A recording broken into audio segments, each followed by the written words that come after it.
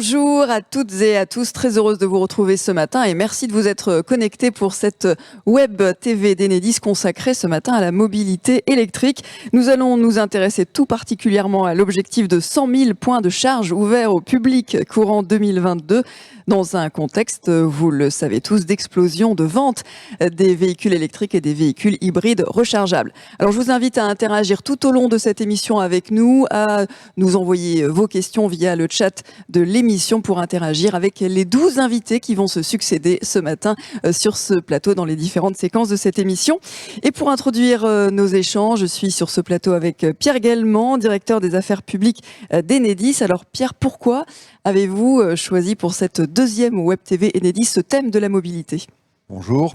La mobilité électrique, c'est un enjeu extrêmement important pour aller vers une société décarbonée.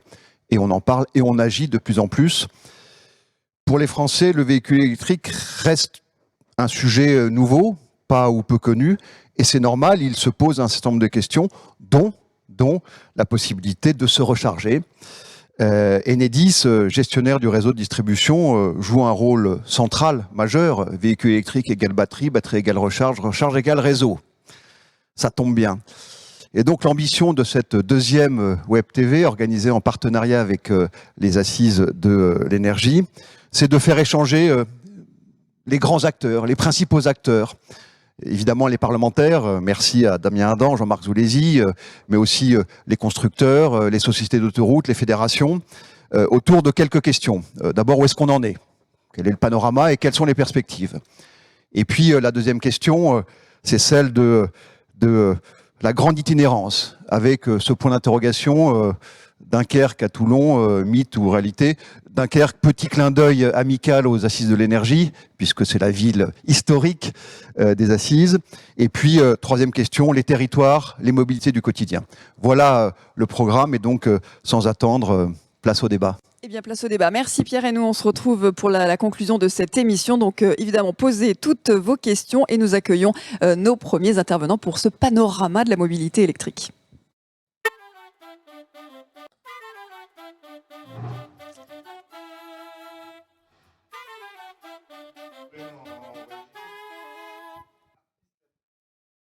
Et voilà, nous nous retrouvons alors avec, installez-vous messieurs, pour démarrer. Nous sommes avec notre grand témoin qui nous fait le plaisir d'être avec nous tout au long de cette émission, Damien Adam. Vous êtes député de Seine-Maritime, donc vous avez le droit à la parole à peu près tout le temps. Donc vous nous interrompez, vous intervenez quand vous le souhaitez. Voilà, c'est le rôle du grand témoin. Merci en tout cas d'avoir accepté cette invitation. Clément Leroy est également avec nous. Vous le connaissez si vous êtes un acteur de la mobilité électrique. Vous êtes associé au sein du cabinet de conseil Webstone et les chiffres, c'est vous, dans un instant également. Et puis sur ce plateau, pour démarrer cette émission, Pierre de Firmas, directeur du pôle mobilité électrique d'Enedis. Vous nous direz tout sur la mobilité électrique côté Enedis et ce que ça signifie en termes de réseau.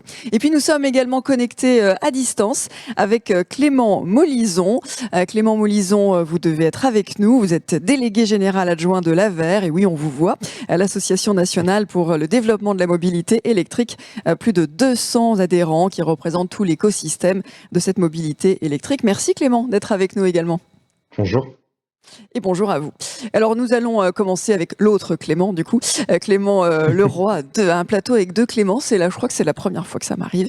Donc Clément Leroy, alors c'est vrai qu'on n'a jamais autant parlé de véhicules électriques depuis cette crise sanitaire. Je ne sais pas s'il y a un lien, mais en tout cas l'explosion des ventes est bien là. Est-ce que cette tendance est durable selon vous ? Alors effectivement, parler d'explosion des ventes de véhicules électriques n'est pas juste une expression en l'air, hein, les chiffres parlent d'eux-mêmes.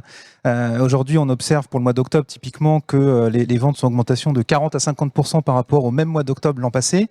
Alors certes, 2020 a été une année particulière avec les mois de confinement, avec évidemment l'impact Covid de plein fouet, donc ce qui explique une année assez en retrait en termes de vente de véhicules électriques. Mais en revanche, si on regarde par rapport à 2019, qui est la vraie dernière année de référence, on voit qu'effectivement les chiffres sont très importants en termes d'immatriculation et de vente de nouveaux véhicules. Et ceci dans un mouvement de marché global de l'automobile qui est en berne. Il faut se rappeler qu'en ces temps-ci, on a un marché qui se contracte de 30%. par rapport à ces dernières années.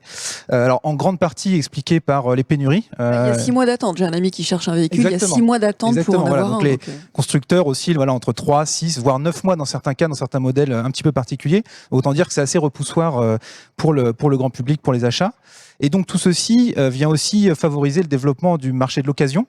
C'est vrai que jusqu'ici, le marché du véhicule électrique était beaucoup soutenu par la vente de véhicules neufs, soit aux early adopters, soit aux entreprises, donc les flottes de services, les flottes de fonction.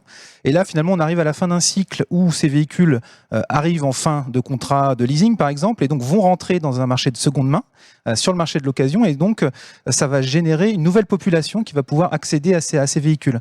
Et il faut se rappeler qu'en France, pour un véhicule neuf immatriculé, il y a environ 4 véhicules d'occasion qui sont vendus dans le même temps. Donc c'est vrai que le gros finalement du marché du véhicule, c'est le véhicule d'occasion. Et donc là, voilà, le véhicule électrique va devenir une offre alternative au véhicule thermique. Alors peut-être un tout dernier chiffre pour finalement enfoncer le propos. Sur le mois d'octobre, là, les chiffres sont parus il y a quelques jours. 13% des véhicules étaient des véhicules électriques, véhicules batterie, véhicules hybrides rechargeables. Il faut se rappeler qu'en 2019, c'était 2%, donc 2 à 13%, c'est énorme. Et c'est vrai que nous tous, observateurs qui publions des études, Webstone, les agences gouvernementales, les constructeurs, les syndicats, tout le monde était même en retrait, alors même qu'il y a 2 ans, on nous disait vos trajectoires sont irréalistes, très ambitieuses, etc. Et on voit qu'aujourd'hui, tous ces consensus sont battus par le développement des ventes qu'on voit en ce moment. Donc cette explosion, elle est due à vraiment un alignement des planètes. C'est en ce moment, c'est maintenant que ça se passe. Il y a quelque part quelque chose aussi de citoyen. Les gens veulent s'engager. Il y a cet ordre-là aussi dans cet acte d'achat. Je pense qu'on va y revenir un peu plus en détail un peu plus tard dans l'émission, mais c'est vrai qu'il y a à la fois clairement un grand public qui est décomplexé aujourd'hui, et donc les freins tombent petit à petit, on en reparlera certainement un peu plus tard. Les constructeurs qui aujourd'hui ont configuré toute leur capacité industrielle pour produire massivement ces véhicules électriques, avec des filières batteries, les filières d'assemblage, etc., les équipementiers aussi bien sûr, et puis les pouvoirs publics qui ont un rôle fondamental aussi dans l'accompagnement de cette transition. Effectivement, tout ça fait que c'est une tendance durable. Alors, on y reviendra avec vous. Damien Adam, alors vous êtes notre grand témoin, vous êtes député, vous êtes aussi ambassadeur de France Mobilité Normandie, vous êtes président du groupe d'études à l'Assemblée sur les véhicules terrestres. Ça vous inspire quoi, cette tendance à la hausse de vente de véhicules électriques ? Alors, ce qui est vrai, c'est que moi, quand j'ai été élu député en 2017, quand on évoquait le sujet du véhicule électrique et des perspectives à long terme du véhicule électrique, on nous regardait un peu comme des fous. Et aujourd'hui, effectivement, la perspective, c'est qu'en 2050, on n'ait plus que ça, que des véhicules qui n'émettent pas de CO2 directement. Je voudrais juste rebondir sur ce que vous venez de dire, parce qu'il y a 2 dimensions, moi, qui me paraissent très importantes. La première, c'est que les constructeurs automobiles, aujourd'hui, priorisent les véhicules électriques dans leur vente, parce que vous savez qu'on est dans pleine pénurie de semi-conducteurs et tout un tas de matériel pour les véhicules, et que parce qu'ils ont des obligations légales au niveau européen, les constructeurs sont obligés, incités à prioriser les véhicules électriques. Donc ça accélère peut-être encore un peu le phénomène de développement des véhicules électriques, même si la tendance, elle est très forte sur le long terme. Et le deuxièmement, aujourd'hui, je ne sais pas si certains d'entre vous ont essayé d'acheter ou de louer d'occasion des Zoé ou des n'importe quel véhicule électrique. Il y a une rupture de stock complet parce que tout le monde, à cause des prix des carburants qui sont très forts en ce moment, beaucoup de gens se posent des questions sur comment faire des économies et comment essayer d'adapter son comportement. Et donc aujourd'hui, c'est très difficile de se procurer des véhicules électriques d'occasion parce qu'ils sont vraiment pris d'assaut. Et vous roulez en Zoé ? Exactement, j'ai la chance d'avoir une Renault Zoé. Vous êtes un early adopter, comme on dit Je ne suis pas un early adopter parce que malheureusement je ne l'ai acheté qu'en 2020 parce que on va dire que l'offre de véhicules il y a 3 ou 4 ans n'était pas suffisante par rapport à l'autonomie pour permettre à n'importe qui de pouvoir en avoir, et que maintenant quand vous avez 400 km d'autonomie en milieu urbain, c'est tout à fait suffisant pour les usages quotidiens, et j'espère et j'ai pas trop de doute d'ailleurs que dans quelques mois, quelques années, ce 400 km devienne 500 puis 600 puis voire plus si les constructeurs y mettent les moyens. Alors comment vous, à votre niveau, à l'Assemblée, vous boostez ce mouvement ? Comment est-ce que vous agissez pour développer les nous, on est un peu ceux qui dictons la loi, donc, enfin, même pas un peu, on est complètement d'ailleurs ceux qui dictent la loi. Et du coup, voilà, nous, on a réfléchi au cadre réglementaire pour aujourd'hui et pour demain surtout, et avec aussi nos collègues au niveau européen qui ont établi des objectifs de long terme. Donc nous, on était parti sur interdiction des véhicules thermiques, donc diesel et essence, en 2040. Et là, au niveau c'est la vente, la vente des véhicules neufs, effectivement, essence ou diesel, en se disant que un véhicule, c'est en moyenne une quinzaine d'années, ce qui fait qu'à horizon 2055, on aurait complètement terminé avec le parc. Aujourd'hui, le parc, c'est 40 millions de véhicules en circulation. Aujourd'hui, à peu près, c'est 500 000 véhicules électriques en circulation. Je parle de 100% électriques. Il faudrait rajouter aussi les hybrides rechargeables. Donc, on voit bien qu'on est à un pourcentage qui est assez faible encore aujourd'hui. Si on prend le parc, même si effectivement, en termes de vente, on est à 13% au mois d'octobre de véhicules neufs électriques. Et donc, on a, avec les engagements européens, on a avancé cette date de 2040 à 2035. Et ce qui paraissait complètement fou il y a 4 ans, aujourd'hui, tous les constructeurs automobiles vous disent bah oui, 2035 c'est bien, et certains même disent on voudrait même aller plus vite, parce que quand on est des constructeurs européens comme Volkswagen, par exemple, on met des moyens qui sont colossaux pour mettre à jour sa chaîne de valeur, pour installer des usines de batteries, pour sécuriser ses approvisionnements en métaux rares comme le lithium, etc. Et donc ils se disent, bah, finalement, puisqu'on n'a pas besoin de développer les prochaines générations de diesel, les prochaines générations de moteurs essence, et que si je mets tous mes œufs dans le panier électrique, eh ben, j'ai intérêt à ce que la bifurcation se fasse le plus rapidement possible. Concentrer sur le segment électrique, c'est d'autant plus que quand on regarde le paysage au niveau mondial, je pense que les constructeurs européens ont extrêmement peur de ce qui est en train d'arriver. Vous avez une entreprise comme Tesla, dont tout le monde parle. Cette année, ils vont vendre entre 800 000 et 1 million de voitures. Alors, quand on se compare à Volkswagen ou à Renault-Nissan qui produisent et vendent un peu moins entre 8 et 10 millions de véhicules, c'est encore faible. Mais il faut se souvenir que ce Tesla, l'année dernière, ils ont vendu 500 000 véhicules et que l'année d'avant, ils étaient à 50 000. Et que leur objectif, d'ici 10 ans, c'est d'en vendre peut-être 20 millions par an. Et donc, et eux, ils n'ont pas de passé thermique à assumer, ils n'ont pas de R&D à rentabiliser sur ces investissements, et ils mettent tout sur l'électrique. Et donc, je pense que ça va accélérer aussi les choses, parce que vous avez des constructeurs qui sont un peu des électriques natives, disons, qui sont nés avec l'électrique. Et je vous dis Tesla, mais il y a d'autres acteurs comme Rivian aussi, qui est possédé par Ford. Vous avez aussi des entreprises chinoises comme NIO, comme Xpeng et d'autres acteurs qu'on ne connaît pas encore forcément en Europe, mais qui vont un jour débarquer chez nous fortement. Et il faudra que nos constructeurs soient en capacité d'être en concurrence équitable, tant en termes de prix qu'en termes d'offres de services, parce qu'aujourd'hui, ce n'est pas toujours le cas sur les véhicules qui sont disponibles. On aura des représentants tout à l'heure, ils pourront nous en parler. Merci. Alors Clément Moulison est avec nous, connecté. Est-ce que vous partagez la vision du panorama? J'imagine que oui, les perspectives d'évolution, et aussi sur les freins. Est-ce que vous pensez que justement tous ces freins là dont on parlait ces dernières années sont en train d'être levés les uns après les autres? Tout à fait, moi je partage évidemment le panorama qui a été fait et puis également les commentaires de Damien Adam. Aujourd'hui, nous on a essayé de chercher les motivations des utilisateurs, et on voit qu'en premier lieu, c'est l'environnement, le respect de l'environnement et une conscience écologique qui parle. Ensuite, on a la volonté de faire des économies.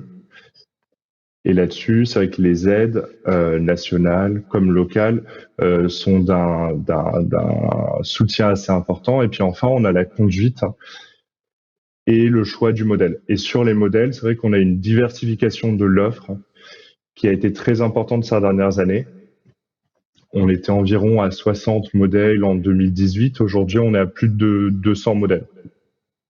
Donc on a vraiment une variété assez forte de mobilité électrique. Merci. Donc, vous avez évoqué effectivement tout ce contexte qui favorise les ventes. Il y a aussi le confort de conduite. Alors, il y a des témoignages sur le chat sur ces véhicules. Donc, voilà, ça se confirme. Merci Clément. Je reviendrai vers vous dans un deuxième temps. Pierre de Firmas, comment Enedis s'organise pour faire face à cette évolution de la mobilité? C'est quoi comme contrainte pour vous, pour le réseau? C'est pas seulement une contrainte, je le prendrai pas comme ça. Non, mais là, on a parlé des véhicules. C'est un marché qui avance sur 2 jambes. Donc, et d'ailleurs, c'est pour ça que pendant longtemps, il n'a pas avancé, comme vous disiez, jusqu'en 2017, 2018, 2019, parce qu'aucun des 2 pieds ne voulait être le premier à prendre le risque. Et l'autre jambe, c'est les infrastructures de recharge. Et c'est là que Enedis, comme tous les grands acteurs de l'énergie et de l'électricité particulièrement, sont concernés, plus que concernés, sont engagés. On a parlé du panorama passé, présent de cette courbe de décollage maintenant du marché des véhicules électriques. Alors nous, ce qu'on fait, c'est qu'on se projette aussi dans l'avenir et on essaye d'anticiper, parce qu'on considère que notre mission, c'est de préparer évidemment le réseau à tous ces points de recharge qu'il va falloir accueillir. On va y venir un peu, il y en aura partout. Et donc nos prévisions, nous aussi, on les a revues à la hausse au fil du temps. Et aujourd'hui, on est à 17 millions de véhicules électriques rechargeables en 2035. Il y a quelques temps, on disait 15, encore un peu avant, on disait 12. Bon, voilà, on est nous aussi. Sans y croire, à un moment voilà. donné, on disait, on annonçait des chiffres comme ça, on se disait, bon, on n'y arrivera pas. Peut-être et même sûrement qu'on se trompe, mais en gros, ça fait 40% du parc des 40 millions de véhicules là, dont on parlait. On considère qu'en 2035, voilà, 40% auront été convertis à l'électrique rechargeable. Alors, tous ces véhicules, il faudra qu'ils se rechargent, et il faudra qu'ils se rechargent là où ils en ont besoin. Et là où ils en ont besoin, c'est à la maison. On va y revenir. C'est pour entreprendre des grands trajets, c'est de longue distance, c'est sur les grands axes autoroutiers et routiers. Il y a une séquence qui est prévue spécifiquement là-dessus, donc je ne développerai pas trop. Et puis, dans l'espace public en général, et là, je voudrais dire, du coup, nous un peu, puisque la question c'est qu'est-ce que Enedis fait, donc à part anticiper, ben, on agit. Par exemple, donc sur l'axe, et cette action, c'est sur ces 3 axes que j'ai dit. Hein. Sur le domaine public, on accompagne toutes les collectivités locales compétentes pour établir leur schéma directeur. Qu'est-ce que c'est un schéma directeur? C'est combien de bornes je dois mettre sur mon territoire ou quelle puissance pour optimiser le maillage et permettre, hein, puisque ça c'est quand même un des freins, permettre justement aux usagers des véhicules électriques qui vont être de plus en plus nombreux de pouvoir se déplacer sans difficulté. Oui, ça aussi, on aura une séquence consacrée entièrement à cette Alors, donc, question. les schémas directeurs. Ensuite, il y a, je disais, à domicile. Hein. Aujourd'hui, on l'observe, c'est normal, c'est un des avantages majeurs du véhicule électrique. On peut faire le plein à la maison. C'est formidable. Au véhicule thermique, on se charge chez soi. Donc c'est formidable, mais par d'avoir une prise à la maison. Tout le monde ne peut pas nécessairement en profiter si on ne fait pas tomber les freins qui s'opposent justement au bénéfice de cet avantage pour notamment tous les Français, ils sont 44%, qui vivent en résidentiel collectif. C'est pour ça que là aussi, avec tout l'écosystème, mais on est très actif pour que des solutions accessibles, notamment aux copropriétés, parce que le processus de décision en copropriété est un petit peu difficile, donc faire en sorte que ces freins tombent et que ces équipements collectifs dans les immeubles de logement puissent se déployer à bonne vitesse, parce que quand on voit la courbe de vente des véhicules électriques, il faut que ça suive. Et pour l'instant, ça ne suit pas du tout en logement collectif. Donc là, maintenant, avec l'arsenal législatif qu'on a contribué, je pense, à construire, avec le mécanisme de préfinancement qui va débloquer et, je dirais, désinhiber aussi la décision en Assemblée générale de copropriétaires, puisqu'il n'y aura pas de somme à avancer, eh bien, on considère que ça va débloquer l'équipement là-dedans. Donc ça, on ne va pas y revenir en revanche dans l'émission. Donc c'est important pour tous ceux qui habitent en copropriété, qui ont un véhicule électrique. C'est quoi la démarche aujourd'hui? Comment ils font? Aujourd'hui, on peut dire qu'il y a 2 types de solutions. La copropriété qui en fait, là, c'est son choix. Hein, c'est vraiment le choix de la copropriété de décider comment elle veut équiper l'immeuble. Elle peut soit confier à un opérateur de recharge, hein, il y en a beaucoup hein, qui sont très actifs sur le territoire, lui confier en fait, l'établissement de cette infrastructure collective, puis derrière cet opérateur de recharge, il va installer des bornes et puis il va proposer aux habitants qu'ils souhaitent de prendre un abonnement et il va leur vendre en fait un service de recharge, tout compris, avec l'énergie qu'il faut, le pilotage de la recharge, etc. Ça, c'est une famille de solutions. Et puis, il y en a une autre qui est dans le cas où la copropriété souhaite confier au gestionnaire de réseau l'établissement de cette infrastructure collective. Dans ce cas-là, là aussi, donc, mécanisme de préfinancement, c'est-à-dire que ces travaux pourraient être entrepris sans avance de la part de la copro. Et en gros, qu'est-ce qu'on va faire, nous, Enedis, hein, si c'est nous le GRD sur ce territoire, ça sera souvent nous, on va tirer un câble dans le parking qui va prédesservir l'ensemble des places de parking. Et puis les résidents qui décideront de s'équiper, ils nous demanderont une dérivation individuelle qu'on leur fera bien sûr, et puis on installera un compteur, et ils payeront à ce moment-là cette dérivation individuelle, mais seulement à ce moment-là, leur quote-part de l'infrastructure collective, de sorte que voilà, on n'aura pas bloqué l'équipement collectif. Donc c'est possible, aujourd'hui il y a des solutions en tout cas. Mais je voulais juste terminer parce que on parle souvent de ces 3 domaines, et il y a en fait une activité en accompagnement des territoires qui est beaucoup plus large, notamment électrification des quais de port, accompagnement des du shift des flottes de bus, de transport en commun en général vers l'électrique, où là aussi, c'est un gros travail, évidemment pour les collectivités locales au premier chef, mais aussi pour le gestionnaire de réseau, parce qu'il va falloir amener la puissance nécessaire dans les dépôts de bus, sur les quais des ports, etc. On a plus de 250 projets en cours en ce moment sur le territoire français d'accompagnement de la mobilité électrique. Et on a parlé aussi très rapidement, mais des flottes d'entreprises. Plus d'un véhicule sur deux qui se vend neuf aujourd'hui, c'est un véhicule d'entreprise qui va effectivement alimenter le marché derrière de l'occasion. Il y a un enjeu énorme puisque ces entreprises, elles aussi, elles sont embarquées sur ce chemin d'électrification de leur flotte. On est bien placé pour le savoir. Vous êtes totalement électrifié aujourd'hui? On n'est pas, non, loin s'en faut, mais quand même, on est assez avancé parce qu'on est à 20%. On a 18 000 véhicules légers, donc c'est une flotte quand même conséquente. Et puis c'est une flotte en plus qui est assez diverse, qu'on doit équiper de matériel. C'est pour des interventions techniques. Il y a des véhicules utilitaires, donc il y a même des engins plus importants que ça. Donc c'est un vrai défi.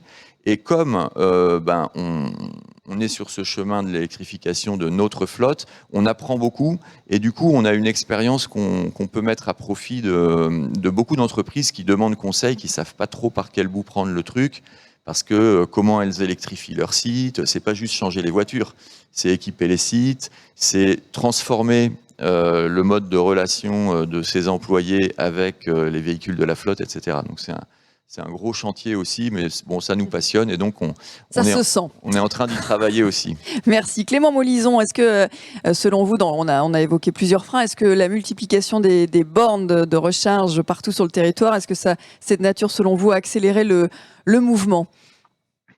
Oui, tout à fait. Il faut rappeler, aujourd'hui, il y a 3 principaux freins. Le prix d'achat, la recharge et l'autonomie. L'autonomie et le prix d'achat, il y a beaucoup de choses qui ont été faites. Et donc aujourd'hui, la recharge reste presque le seul, ou en tout cas le principal frein au développement de la mobilité électrique. Et aujourd'hui, on a un réseau qui est d'à peu près 50 000 points de recharge ouverts au public, sur tout le territoire national. Et ce réseau, il va permettre à la fois de rassurer les possesseurs actuels de véhicules électriques, mais aussi ceux qui voudraient passer à l'électrique. Il permettra aussi de toucher un public plus large que les early adopters, les premiers à être passés à l'électrique.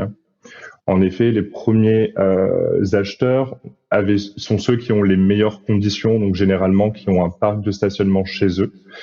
Et puis, il permettra aussi de couvrir la longue distance, qui pendant longtemps a été pas forcément identifié comme étant faisable en voiture électrique. Aujourd'hui, ça l'est déjà, et avec l'équipement des aires de service en charge rapide et ultra rapide, ce sera fait d'ici 2023. Donc c'est un point qui est assez important.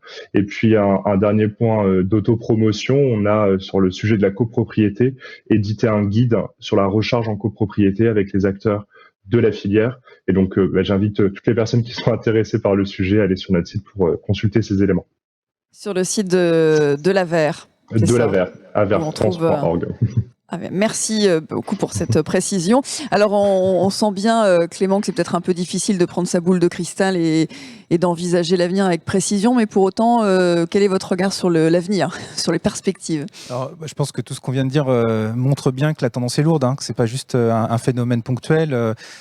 Premièrement, quand on parlait tout à l'heure des constructeurs, et je pense qu'on y reviendra un peu plus tard, constructeur automobile, c'est un grand industriel et donc c'est des capacités qu'on ne fait pas pivoter comme ça du jour au lendemain. Donc quand on enclenche un mouvement, ensuite, on veut rentabiliser, on veut tirer parti de ces capacités. Et aujourd'hui, tous les constructeurs ont fait ce mouvement, alors plus ou moins tôt, dans des conditions plus ou moins diverses et variées, mais en tout cas aujourd'hui, c'est une tendance lourde qui se retrouve y compris en point de vente. Encore récemment, quand on rentrait dans une concession, on pouvait être assez vite aiguillé vers des véhicules, alors, soit hybrides non rechargeables, soit thermiques. Aujourd'hui, effectivement, comme Damien le disait, le vendeur, le commercial va tout de suite nous aiguiller vers des véhicules électriques. Idem pour la partie après-vente. C'est vrai que c'est une transformation profonde de la filière, y compris dans l'après-vente, et donc tout ça est en train de se mettre en place. Je citerai aussi les assurances, je citerai aussi les sociétés de leasing. Aujourd'hui, il y a de plus en plus de sociétés de véhicules qui sont vendus sous forme de leasing, et les grands banquiers, les grands financeurs ont adapté des offres par rapport à tous ces éléments. Donc on sent que finalement tout cet écosystème aujourd'hui a totalement intégré le développement lourd de la mobilité mobilité électrique, ce qui montre qu'effectivement la tendance est lourde et va se prolonger dans les années à venir. Vous partagez, Damien, dans cette tendance. Je voudrais juste rajouter un commentaire, c'est que moi, j'ai beaucoup de discussions avec les acteurs du milieu automobile et du milieu électrique. Et ce qui me frappe, par exemple, c'est qu'on a beaucoup de difficultés dans la location courte durée à faire développer les véhicules électriques parce qu'ils ont des difficultés à recharger leurs véhicules sur des petites distances parce qu'il y a une rotation très rapide des véhicules entre différents clients. Et surtout, il faut habituer les clients à avoir un véhicule électrique et à comprendre les réflexes qui va avec un véhicule électrique. J'ai un ami qui a eu quelques déboires avec une location comme ça, il y a une prise en main qui n'était pas terrible. Non mais exactement, il y a tous les consommateurs ne sont pas encore habitués aux véhicules électriques, à la manière dont on le recharge et comment ça se passe, à quelle borne je vais, comment je sais où sont les bornes, comment je fais pour me recharger, est-ce qu'on me donne un badge pour me recharger, etc.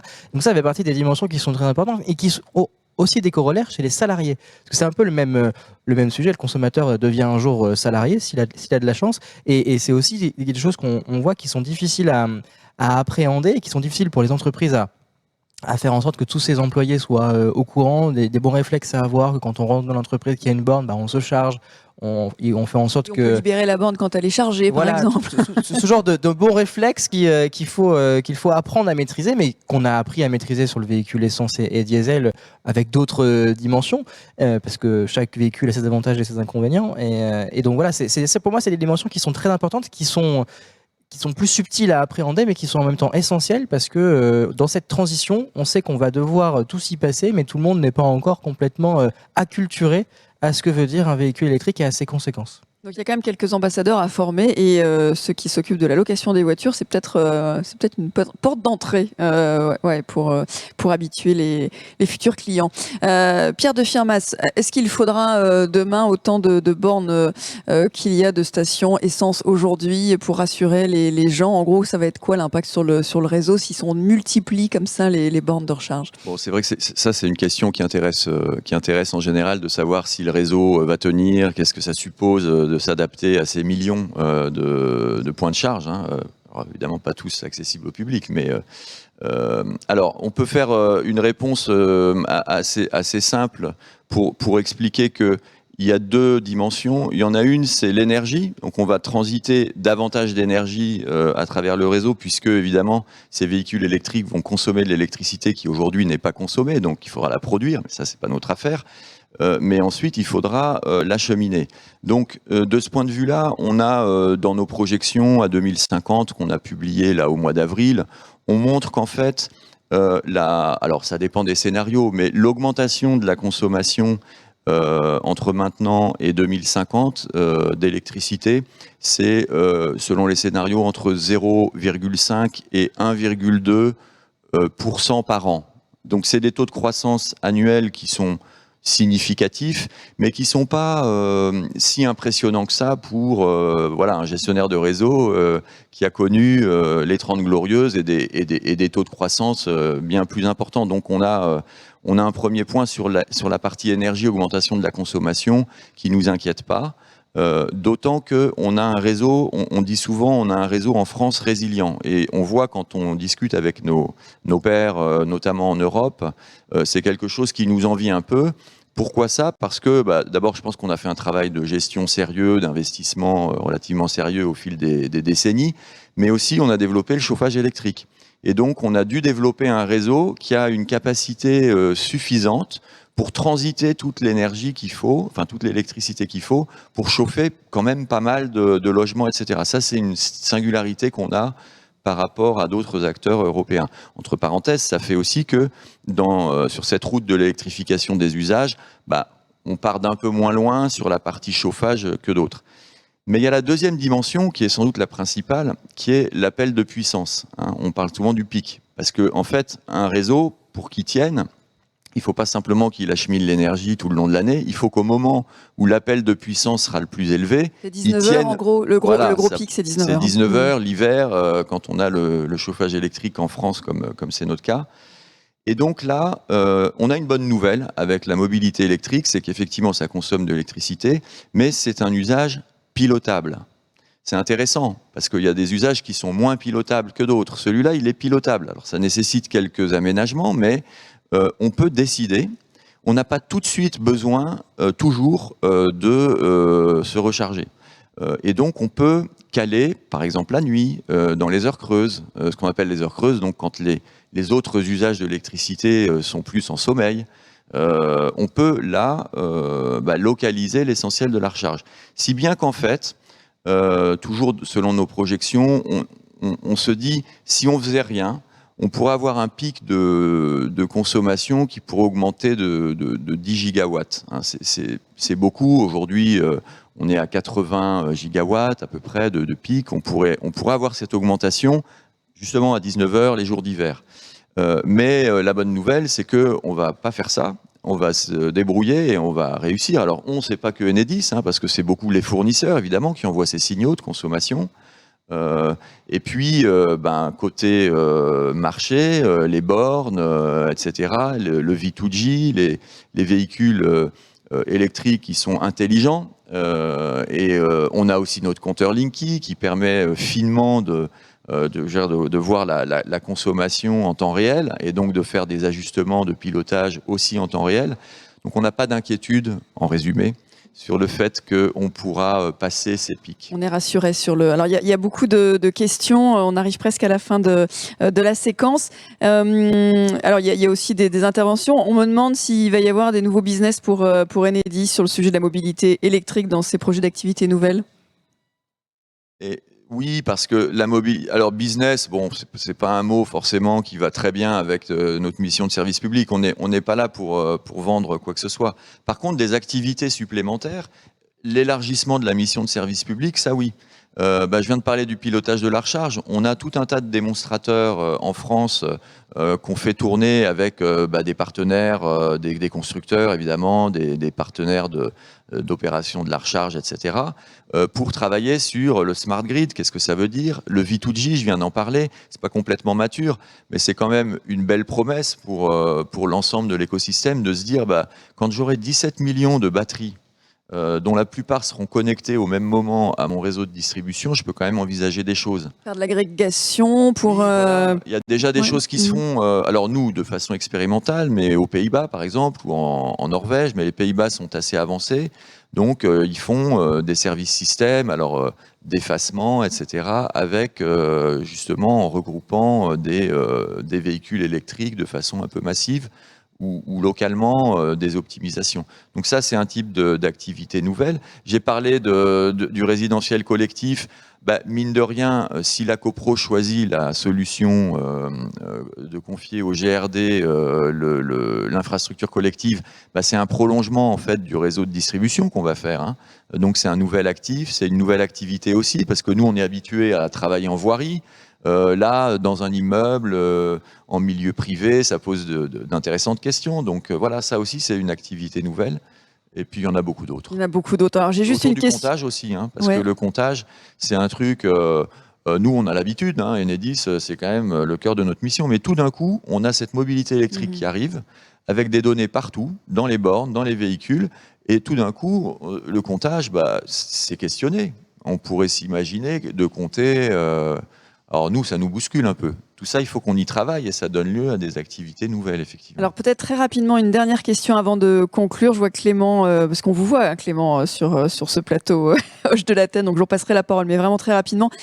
Pierre nous demande, est-ce qu'il y a toujours dans les tuyaux de certains l'idée de roaming de l'électricité pour véhicules électriques, qu'on se branche chez soi sur le parking du supermarché, du bureau, c'est toujours le même fournisseur, un peu comme si, quelle que soit la station essence, finalement, on paye à Total. Il trouve que l'idée est un peu curieuse. Qu'est-ce que vous en pensez sur cette idée de roaming? Alors c'est vrai que c'est un des points qu'on a peu abordé, qui est la recharge dans toute situation quand on n'est pas chez soi et qu'on a besoin de se recharger. C'est vrai que ça peut faire partie des freins. C'est vrai que dans le monde du thermique, on s'arrête à la première station à essence qu'on trouve. On est équipé d'une carte carburant, donc on peut payer effectivement avec cette carte, ou alors on paye directement à l'achat. Sur la mobilité électrique, force est de constater qu'aujourd'hui on est encore dans un stade assez peu mature. On est un peu dans le monde des télécoms quand il y avait une espèce de jungle avec tout un tas d'opérateurs revendeurs, certains virtuels, certains qui avaient des réseaux, certains qui se passaient des minutes en gros, qui ensuite les revendaient au détail, etc. Là, on a le sentiment donc d'être un peu 20 ans en arrière dans les télécoms, et ensuite on a vu que tout ça s'est normalisé, c'est forfaitisé, les tarifs ont été beaucoup plus clairs, etc. Donc c'est vrai que le particulier peut être un petit peu perdu dans la jungle des différentes possibilités. Après, il y a des associations de consommateurs qui montent au créneau. Les professionnels regardent entre eux pour normaliser les choses et rendre les éléments les plus pédagogiques possibles. Donc moi j'ai bon espoir que sous 2-3 ans maximum, au vu du développement de la mobilité et de la recharge en particulier, tout ça se résolve assez vite. Merci Clément Molison je vous repasse la parole une dernière fois pour cette séquence. Oui, peut-être. Vous parlez aussi des prochaines étapes pour nous et surtout les missions qu'on poursuit aujourd'hui. D'une part, il va y avoir tout ce qui va tourner autour de la démocratisation et l'acceptabilité sociale de la mobilité électrique, à la fois en continuant la baisse des coûts, en ayant des aides qui se maintiennent, mais aussi par l'information, la formation, la sensibilisation. On sait qu'on a encore beaucoup de choses à faire pour que un public qui ne soit pas averti aujourd'hui puisse avoir l'ensemble des informations qui lui permettent ensuite de passer à la mobilité électrique. Un autre point sur la recharge, et je pense que ça va être l'objet des discussions qui vont se poursuivre ce matin, il y a encore un certain nombre de freins à lever. Et l'espoir, c'est aussi que d'ici quelques années, d'ici quelques temps, on parle moins de la quantité des points de recharge, mais plus de leur qualité, et aussi qu'on puisse parler d'innovation. Il y a beaucoup de choses qui peuvent aussi se faire via un point de recharge, et c'est un vrai domaine dans lequel aujourd'hui il y a de fortes innovations qui sont en cours, et voilà, il faut aussi accompagner cela. Et puis un dernier point qui a été évoqué, au-delà des mobilités légères, au-delà de la voiture particulière, il y a un certain nombre d'autres segments de mobilité qui peuvent être électrifiés, sur lesquels on a déjà des modèles qui existent et où il y a aussi un intérêt à décarboner, notamment les mobilités plus lourdes, les camions, les bus et puis aussi les autocars. Donc encore de belles perspectives devant nous avec lesquelles on travaillera avec l'ensemble de l'écosystème. Merci beaucoup. C'est la fin de cette première partie. Merci à toutes vos questions sur le chat et merci à ceux qui font vivre le chat aussi en direct en apportant déjà des éléments de réponse qu'on ne pourra pas poser toutes les questions en direct. Merci messieurs. Damien Adam, bien sûr, reste avec nous. Donc après cet état des lieux de la mobilité électrique, nous évoquons maintenant plus précisément les besoins des territoires en infrastructure de recharge pour accompagner ce vaste mouvement et en particulier sur la mise en place des schémas directeurs que l'on a évoqués ensemble. Et pour introduire ce débat, je propose de partir du côté de Saint-Étienne qui a mis en place un système de bornes à la demande. Explication dans ce reportage, regardez.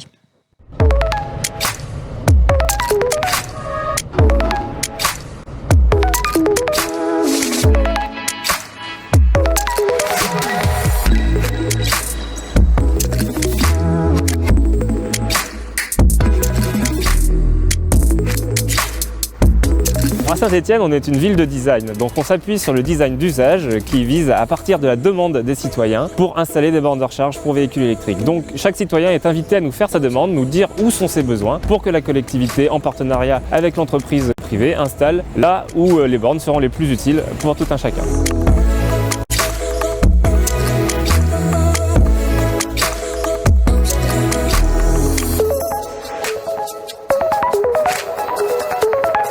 Le projet de Saint-Étienne est un projet assez pionnier puisque c'est la première fois qu'une grande métropole confie à un opérateur privé la mission de déployer et d'exploiter des bornes.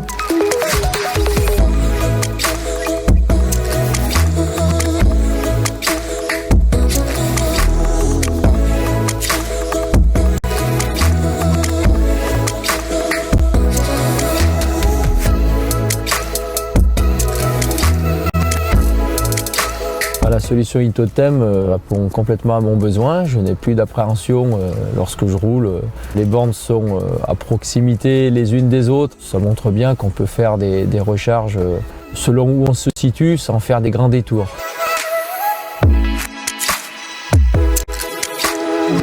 Enedis a eu un rôle important dans le projet. C'est des études qu'Enedis a menées pour nous guider dans les meilleurs emplacements à choisir en fonction des réseaux afin d'éviter des coûts de raccordement et des coûts de travaux qui sont très importants quand il faut renforcer les réseaux.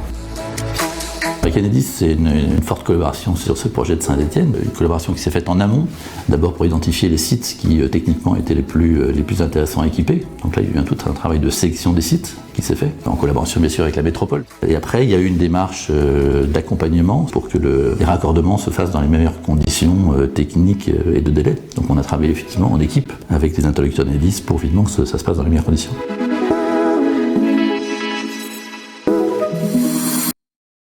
Voilà un bel exemple à Saint-Étienne et nous allons bien sûr élargir à l'ensemble des collectivités pendant cette partie de cette émission Web TV Enedis consacrée à la mobilité électrique. Alors comment répondre aux besoins des territoires pour favoriser cette mobilité électrique? Eh bien pour y répondre, dans cette partie, nous avons Jean-Marc Zulesi qui nous a rejoint. Bonjour. Vous êtes député de la 8e circonscription des Bouches-du-Rhône en particulier, donc merci d'être avec nous. Frédéric Soumagnac est également sur ce plateau, directeur appui aux régions du pôle mobilité électrique chez Enedis. Merci également, toujours Damien Adam, fidèle au poste, député de Seine-Maritime et grand témoin de cette émission. Et nous sommes à distance avec Émilie Forster, responsable mobilité Smart Grid du SIAN, qui est l'établissement public des énergies et du numérique de la Haute-Savoie. Bonjour Émilie, merci d'être avec nous. Avec plaisir. Commençons avec vous, Frédéric Soumagnac, pour expliquer, alors en complément de ce que l'on a vu dans la première partie, sur justement ces fameux schémas directeurs et en quoi ils peuvent favoriser la mobilité sur les territoires, la mobilité électrique, bien sûr. Oui, tout à fait. Alors, la loi d'orientation des mobilités incite les territoires à réaliser, à mettre en place ces fameux schémas directeurs de déploiement d'infrastructures de recharge pour véhicules électriques, les SDI-RVE. On va appeler ça les schémas directeurs. Ça va être on va pas être schéma directeur dans cette partie, ça va être plus simple. Donc, dans le cadre de cette incitation, en fait, donc les territoires sont mobilisés pour créer ces schémas directeurs afin de rendre l'offre plus dense, plus homogène et surtout plus concertée. Là, on parle bien sûr de l'offre de recharge publique, ouverte au public. Et du coup, c'est vrai que si on reprend un peu l'histoire, il y a 7-8 ans, il y a eu beaucoup de plans de déploiement de bornes de recharge, plutôt dans un souci, je dirais, d'aménagement du territoire et avec les matériels qui existaient à l'époque. Et on l'a vu, on est en pleine mutation, donc tout ça évolue très vite. Donc l'intérêt de cette démarche de schéma directeur, c'est vraiment de le faire de façon concertée, plus homogène, de densifier l'offre. On l'a vu dans la première séquence, c'est effectivement important. Et puis de mettre les bornes au bon endroit pour qu'elles soient utilisées. Et c'est ça tout l'enjeu. Les collectivités territoriales qui vont réaliser ces schémas directeurs doivent avoir la compétence IRVE. Ça, c'est un élément majeur. Et ensuite, je dirais que bon, le déroulement d'un schéma directeur, c'est on choisit son bureau d'études ou un organisme, ça peut être une agence d'urbanisme ou autre. On n'est pas obligé de passer par un bureau d'études pour la collectivité territoriale qui va porter ce schéma. Donc, choix de son bureau d'études. Ensuite, on fait la photo de l'existant. Sur mon territoire aujourd'hui, quelle est l'offre, quelles sont les particularités de mon territoire, c'est ça aussi qui est important. Est-ce que j'ai un territoire très touristique, est-ce que diagnostic quoi, précis, on parle de ça. Un diagnostic précis qui va nous permettre, qui va permettre à cette collectivité territoriale de pouvoir se projeter. Un schéma directeur, c'est pour 5 ans et de définir finalement ses objectifs et du coup la volumétrie de bornes qu'il conviendra d'installer, la puissance évidemment, et donc ceci dans cette perspective évolutive et de densification et encore une fois de concertation. Je crois que c'est ça qui est important. Ensuite, ce schéma directeur, ce projet de schéma directeur est déposé en préfecture puisqu'il est validé par la préfecture et ensuite on rentre dans le suivi de ce schéma et on recommence au bout de 5 ans puisque on l'a vu, la croissance des ventes de véhicules électriques. Voilà. Une révision régulière. Merci pour cette explication. Jean-Marc Zulesi, alors vous êtes député des Bouches-du-Rhône, vous siégez au sein de la commission du développement durable et de l'aménagement du territoire. Vous êtes spécialiste des transports et des mobilités. Vous êtes rapporteur aussi du projet de loi climat résilience sur le volet des transports justement. Donc ça tombe bien. Alors comment répondre aux besoins des territoires, peut-être de vos territoires en particulier, et c'est quoi pour vous l'intérêt de ces schémas directeurs ? L'intérêt, c'est avant tout, et au-delà des chiffres, puisqu'on a une volonté de développer plus de 100 000 bornes durant l'année. L'intérêt, c'est de mettre les bornes au bon endroit, répondant aux besoins de nos concitoyens. C'est essentiel.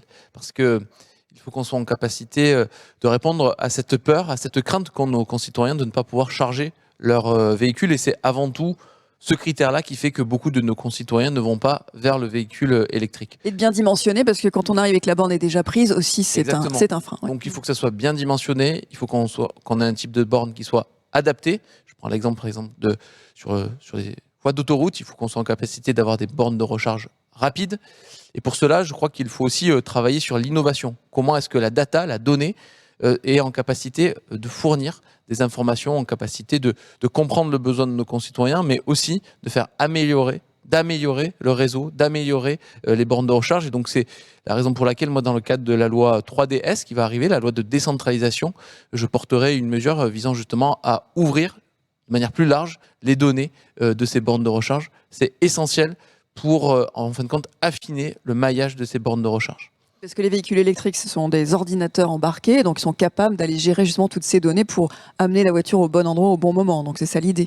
Exactement. Qu'il n'y ait pas d'erreur justement sur les emplacements. Exactement. Et puis il faut aussi être en capacité d'accompagner nos concitoyens vers la bonne borne, d'une part, et puis d'autre part, il y a tout un aspect aussi de maintenance pour pouvoir aussi bien maintenir la borne de recharge, de sorte à ce que le concitoyen qui arrive avec son véhicule ne se retrouve pas face à une borne de recharge défaillante. C'est là aussi important de pouvoir travailler aussi avec l'écosystème. On a des entreprises, des startups qui travaillent sur ce sujet-là et il faut aussi leur donner les outils permettant de se développer. Ou la borne du mauvais côté de l'autoroute, c'est aussi arrivé dans les dîners en ville de plus en plus. Hein. Ces genres de petites histoires se racontent de plus en plus. Donc voilà, c'est le tout début. Donc il y a un moment où on essaye, où les premiers, vous souhaitiez réagir, les premiers utilisateurs, ils suivent un peu les plâtres. Non, effectivement, je voulais rebondir là-dessus parce que vous avez une expérience qui est aujourd'hui très fluide. Quand, par exemple, vous avez une Tesla qui possède aussi des superchargeurs, vous indiquez votre destination définitive. Si on prend l'exemple de tout à l'heure, vous partez de Dunkerque, vous voulez aller à Toulon, et il vous donne exactement les endroits où vous devez vous arrêter, qui sont les bornes Tesla, et elle sait si elles sont disponibles, si elles sont en fonction, s'il n'y a pas quelqu'un qui est dessus. Et ça, cette expérience-là, c'est ce qu'on doit demain réussir à pouvoir construire avec toutes les bornes, quel que soit le propriétaire et le gestionnaire de la borne. Et aujourd'hui, vous avez déjà dans vos logiciels embarqués des véhicules l'emplacement des bornes et parfois la disponibilité des bornes, mais force est de constater que c'est pas toujours extrêmement pertinent parce qu'il vous dit que la borne est disponible et quand vous arrivez, il y a une voiture qui est branchée ou parfois elle n'est pas branchée mais elle est juste garée à un emplacement qui n'est pas fait pour ça. C'est aussi une réalité qu'on connaît souvent parfois sur les territoires. Et je voulais rebondir sur les schémas directeurs pour vous expliquer un peu la genèse de tout ça. Parce que quand on est arrivé et qu'on a étudié la loi mobilité en 2017-2018, on s'est rendu compte qu'il y avait certains territoires qui avaient développé fortement le maillage des bornes de recharge. On peut citer la Vendée, par exemple, qui avait un très bon maillage de bornes de recharge sur son territoire. Et puis, il y avait d'autres départements, d'autres EPCI, des établissements publics qui regroupent certaines communes ou voire même des régions qui avaient développé leur maillage, mais il n'y avait pas d'homogénéisation sur l'ensemble du territoire et qu'il nous a semblé essentiel de faire en sorte que quelqu'un dans chaque territoire s'occupe de gérer au mieux le maillage des bornes en prenant effectivement avoir la borne au bon endroit, mais aussi en réfléchissant au coût. Parce qu'en fonction d'où vous mettez la borne, et c'est à Enedis que je le dis, donc je sais que vous êtes bien au courant du sujet, en fonction de la distance par rapport au transformateur, ça va coûter plus ou moins cher. Et parfois, à puissance égale, déplacer un projet de borne de 500 voire 1 km, ça change rien pour l'utilisateur, mais ça change beaucoup pour le coût finalement payé par la collectivité. Donc c'est important qu'il y ait cette anticipation et qu'on puisse réfléchir concrètement à où est-ce qu'on met les bornes au bon endroit. Voilà, on y reviendra, mais effectivement, c'est un point important. Et c'est une très belle transition vers Émilie Forster qui est connectée avec nous. Le réseau e-borne en Haute-Savoie est aujourd'hui le deuxième réseau public en France de bornes de recharge. Est-ce que vous pouvez nous présenter les particularités de ce beau réseau, déjà bien connecté, et votre ambition pour l'avenir ? Eh bien, effectivement, le réseau e-borne, alors c'est plus que la Haute-Savoie, on est 11 départements, 11 syndicats d'énergie regroupés pour justement développer les bornes de recharge. Donc, on a 2200 points de recharge aujourd'hui entre la Loire et le Var jusqu'à Toulon. On a essentiellement maillé le territoire pour donner de la garantie aux usagers, comme on l'a beaucoup dit ce matin, mettre en place la réassurance. Donc, c'est la recharge secondaire en plus de celle à domicile. Néanmoins, on voit quand même que dans les zones urbaines notamment, le réseau public sur la voie publique sert aussi de recharge primaire. Donc, justement, par rapport aux lenteurs de déploiement dans les copropriétés, etc., on a beaucoup de nos abonnés qui se rechargent principalement sur la voie publique. Donc, on est vraiment là pour impulser ces premiers usagers et accélérer le déploiement. Après, par rapport à l'ambition, du coup, pour revenir au schéma directeur, nos 11 départements se regroupent avec 3 autres pour lancer un schéma directeur des bornes de recharge conjoints. Et là, du coup, on a beaucoup d'enjeux de mutualisation et de préparation de l'avenir. Alors justement, vous en êtes où sur l'établissement de ce schéma directeur sur votre territoire? Comment ça se passe? Par quoi vous avez commencé? Eh bien, déjà, on a mis en place notre stratégie commune, en fait. On a un enjeu fort de mutualiser nos coûts, mais aussi de mettre en place une méthodologie qui soit commune pour avoir une homogénéité sur nos territoires qui sont conjoints, de justement mettre en place une stratégie pour que les usagers se retrouvent d'un département à l'autre. Et on a aussi, du coup, l'ambition de mutualiser les outils de concertation. On l'a dit, toutes les collectivités territoriales et l'État vont être autour de la table. Donc, on va devoir mettre en œuvre cette concertation. Donc, on souhaite des outils numériques qui soient les mêmes d'un département à l'autre. On veut aussi prendre en compte des besoins de mobilité partagée. Donc, la mobilité électrique, elle n'est pas seulement individuelle, c'est aussi l'autopartage électrique, les taxis, on a parlé des loueurs de véhicules. Il y a beaucoup d'éléments d'opérateurs à mettre autour de la table.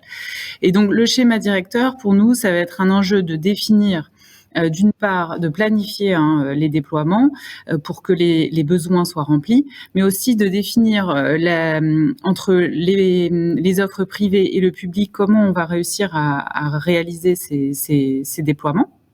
Et nous, on a un vrai sujet de quelle va être la place du service public, parce que e-borne, c'est un service public de recharge. Quelle doit être sa place dans l'avenir? Et puis, nous, on a à cœur de trouver une solution pour l'équilibre économique. On en a un peu parlé tout à l'heure. L'équilibre économique, aujourd'hui, il n'est pas atteint, en tout cas pas partout. Il est atteint parfois dans les zones urbaines. Mais de manière générale, les services de recharge sont pas à l'équilibre, et même si on considère que l'exploitation. Donc, on parlait du comptage tout à l'heure. Déployer des bornes de recharge, c'est mettre en place l'infrastructure électrique, le comptage, la supervision. Il y a beaucoup de choses à installer, mais il y a aussi beaucoup de choses à entretenir. Enedis vous accompagne dans cette première étape et tout au long de la mise en place du schéma directeur? Oui, alors tout à fait. Il y a une convention qui est en train d'être finalisée entre les 14 départements et Enedis. Alors nous, effectivement, notre premier regard, ça va être le réseau, et puis après, ça va être justement d'avoir une bonne stratégie pour avoir un équilibre économique pour l'exploitation de ces bornes. Merci. Alors, justement, merci beaucoup, Émilie, pour ce témoignage. Alors, combien de schémas directeurs aujourd'hui sont en route? On a recensé aujourd'hui une centaine à peu près de schémas directeurs potentiels. Parmi cette centaine, il y en a 22 aujourd'hui qui sont engagés. Et je compte pas les 14 de la démarche e-borne, puisqu'ils sont pour nous pas engagés, ils sont potentiels. Et sur ces 22, on en accompagne 21 en tant que partenaire. Et je trouve que ce qui vient d'être dit là avec la démarche e-borne, c'est vraiment, c'est au sens de la loi d'orientation des mobilités, c'est tout à fait ça. C'est-à-dire que vous l'avez dit, il y a une nécessité de concertation. Et là, on a 2 régions administratives. Il y a Aura et une partie de PACA, 14 départements. Donc, je pense qu'on est vraiment dans le vrai et dans ce qu'a voulu le législateur par rapport à l'ambition des schémas directeurs. Et on a la grande chance d'accompagner, nous, Enedis, la démarche pilotée par le CIAN et qui va être déclinée, donc, comme il a été dit, dans les 14 départements. Donc vous les accompagnez comment précisément dans ce diagnostic justement Alors on a vu mettre une borne à un endroit plutôt qu'à une autre. Oui, c'est extrêmement important. Alors il y a 2 niveaux en fait d'accompagnement d'Enedis. Il y a, je dirais, le niveau réglementaire. c'est dans la loi, dans le décret d'application. On doit, nous, Enedis, en tant que gestionnaire du réseau, de donner une photo des capacités du réseau. Donc à l'instant T, voilà, aujourd'hui, sur ce territoire, quelles sont les capacités du réseau. Et puis, dans un deuxième temps, lorsque le bureau d'études a travaillé, a préempté des emplacements, et ben là, on a une démarche de scénario dynamique des capacités de réseau, où là, on va effectivement dire aux porteurs du projet, eh ben, en fonction de l'emplacement que vous avez choisi, voilà les capacités qui sont disponibles, etc. Et pour rebondir sur ce que vous disiez, c'est un troisième temps, c'est-à-dire que lorsqu'on aura l'emplacement précis de la borne avec les coordonnées GPS, etc., là, effectivement, notre travail toujours d'accompagnant, c'est bien de dire à la collectivité, bah, si vous mettez votre borne 30 mètres plus loin, eh ben vous allez réduire vos coûts parce que on est plus proche pour raccorder, etc. Donc ça, c'est la partie réglementaire. L'autre partie et ce qui nous rend, je dirais, vraiment partenaires de l'élaboration de ces schémas directeurs, c'est notre expérience et notre expertise. On l'a dit dans la première séquence, nous on travaille sur des modèles prospectifs, c'est notre rôle de gestionnaire de réseau. Aujourd'hui, on a des modèles à 2035, 2050. On a regardé toute l'évolution des infrastructures de recharge, mais aussi des usages. On parlait bateau, on parlait bus, les hubs de recharge, etc. Donc tout ça, nous, on est capable de le donner et de partager, d'échanger avec la collectivité territoriale sur son territoire pour lui dire, bah voilà, nous, notre vision. Donc elle est complémentaire, bien évidemment. Et on a un deuxième atout, je dirais, c'est que nous, on voit à peu près tout ce qui se passe, que ça soit dans le domaine public, le schéma directeur, c'est le domaine public, mais aussi dans le domaine privé.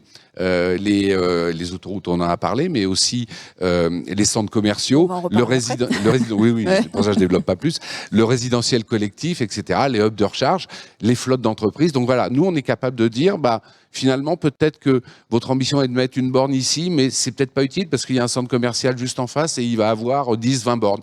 Donc voilà, donc notre plus-value, elle est là, c'est l'accompagnement grâce à notre expertise sur ces schémas directeurs.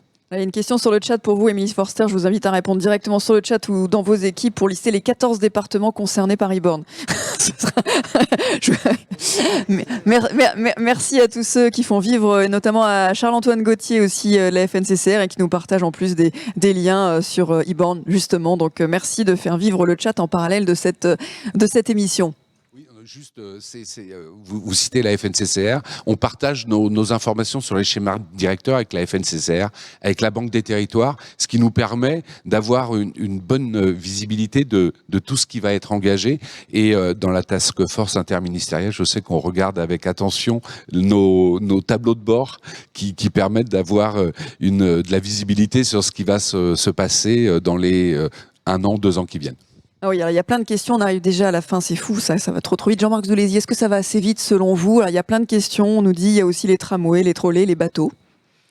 Oui, alors forcément on aimerait que ça aille toujours plus vite puisqu'on a une volonté très forte de décarboner nos usages, l'usage du véhicule, mais pas que. Et lorsque vous parliez notamment des bateaux, une question sur le bateau, on a lancé avec France Mobilité un appel à manifestation d'intérêt pour accompagner des innovations, notamment autour des JO. Et alors j'étais très étonné de constater que nous avions de nombreuses startups, des entreprises françaises qui se lançaient justement dans des moteurs électriques. Alors plutôt pour des petits bateaux. J'ai entendu parler des taxis volants pour faire électrique. Au-delà des taxis volants, restons les pieds sur terre et proches justement de l'eau. C'est pour 2024, c'est pour les JO, oui, justement. Ça me semblait être incroyable. On a des bateaux aujourd'hui qui non seulement sont en capacité d'avoir des moteurs électriques, mais en plus de ça d'avoir des hélices qui n'ont pas d'impact sur la biodiversité. Et ça, c'est essentiel. Et puis, on travaille beaucoup, alors c'est pas l'électrique, mais on a accompagné dans le cadre du projet de loi de finances le VELIC, donc tout ce qui est les bateaux à voile pour justement avoir des alternatives aux moteurs thermiques. Donc c'est des sujets sur lesquels nous travaillons et nous travaillons très fort. Et puis je reviens simplement une seconde sans transition sur le travail que nous avons mené dans la loi climat et résilience, notamment autour des copropriétés. Ça a été dit tout à l'heure, il y avait un vrai blocage autour des copropriétés. Nous avons levé les barrières qui étaient présentés qui freinaient justement le déploiement de ces bornes de recharge dans les copropriétés. Alors, il faut que il faut laisser un peu de temps que le texte s'applique, mais je suis convaincu que dans les mois à venir, nous serons en capacité de déployer plus facilement ces bornes électriques. Oui, et comment faire quand une assemblée générale refuse, enfin quand le syndic refuse tout simplement. Oui. Donc ça, vous nous promettez que ça va bouger. Alors, je vous promets, on a un cadre, aujourd'hui, on a un cadre législatif On le note. qui a évolué et qui va permettre de faciliter justement ce déploiement de bornes de recharge. Merci beaucoup, oui. Oui, juste pour rebondir sur les copropriétés, demain, si le syndic refuse, il doit aller devant la justice, devant un tribunal pour refuser votre demande individuelle de borne. Donc, on a quand même restreint les capacités de pouvoir dénoncer, qu'avant, c'était, il pouvait ne pas faire semblant de ne pas avoir vu, etc. Aujourd'hui, pour dire non, il faut que ce soit vraiment très fort, parce qu'au bout de 3 mois, vous pouvez faire votre investissement dans la copro si jamais. Le ils ont savoir, pas... effectivement. Voilà, c'est un changement majeur qui est tant dans la LOM, l'orientation des mobilités, que dans le climat et résilience. Tout va bien pour vous, je regarde. Alors, on nous parle des stations de ski, des dameuses électriques. Un sujet, on sent que la station de ski approche. Ça, là-dessus, il faut que les fournisseurs, les constructeurs de ces véhicules soient électrifiés. Aujourd'hui, ils n'ont pas encore mené toutes les innovations pour permettre que ces véhicules soient électrifiés. Mais c'est effectivement les perspectives pour les prochaines années. Émilie Forster, après tout ce qu'on s'est dit, est-ce que vous avez envie de réagir? Alors, peut-être pas sur les dameuses, même si c'est votre, c'est votre secteur. Je réagirais bien sur les stations de ski parce que c'est vrai que les sujets stations de ski et globalement les périodes touristiques sont assez, très très fortement fréquentés avec les bornes de recharge qui sont saturées. Donc peut-être un avis à nos usagers de bien planifier leur voyage vous pouvez réserver vos bornes, vous pouvez éviter d'être trop à sec en arrivant en station, puisque on déploie avec Enedis justement très fortement. On a beaucoup de maires qui nous ont sollicité pour accélérer les déploiements en station. Mais voilà, les choses ont besoin de temps mais les bornes sont là et il faut juste bien anticiper. Merci beaucoup. Beaucoup de remarques sur effectivement il faut éviter les bornes ventouses, donc comment faire, mettons de la donnée aussi dedans pour rationaliser tout ça. Une question sur la sécurité de Charles qui nous dit on ne parle pas beaucoup de sécurité de ces bornes. Est-ce qu'il y a des dangers éventuels pour les utilisateurs? Pas plus que... Non. Enfin, d'abord, il y a tout un système de protection, etc., évidemment. Mais oui, non, il n'y a pas plus de danger que n'importe quel appareil électrique à partir du moment où c'est bien installé, avec des bornes conformes et avec une utilisation raisonnable et raisonnée. Oui, on a connaissance assez régulièrement, enfin plusieurs fois par an, de cas plutôt de voitures qui peuvent s'enflammer. C'est des choses qui sont regardées de manière très précise, mais sur les bornes, effectivement, il n'y a pas de risque particulier. Vous pouvez avoir des bornes qui ont des défauts à un instant T, mais ça reste l'épaisseur du trait par rapport aux 50 000 bornes qui vont être installées d'ici la fin de l'année. Donc il n'y a pas d'inquiétude particulière à avoir. Il faut quand même avoir à l'esprit que on s'inquiète du véhicule électrique, mais on oublie que dans les véhicules thermiques, on a quand même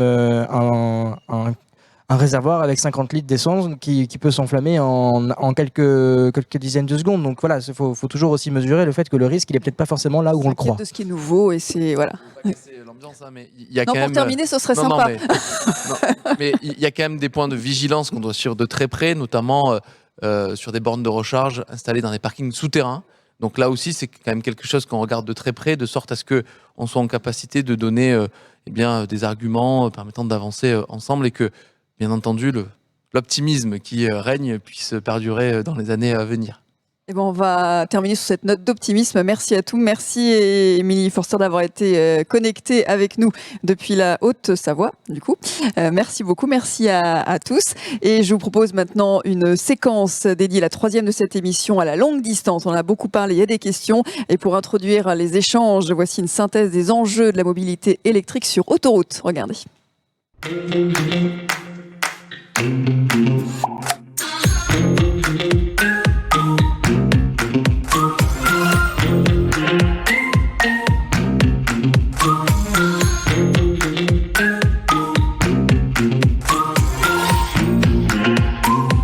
Pour atteindre les objectifs climatiques de la France, il faut décarboner les usages de la route.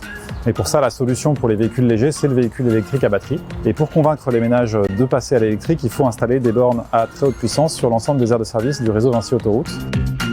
Vinci Autoroute est pionnier dans le déploiement des bornes de recharge pour véhicules électriques. Nos premières bornes ont été mises en service sur les aires en 2014 et les premières bornes à très haute puissance sont installées depuis 2018. Aujourd'hui, on a le tiers de nos aires qui sont équipées en bornes de recharge, ce qui représente 250 points de charge.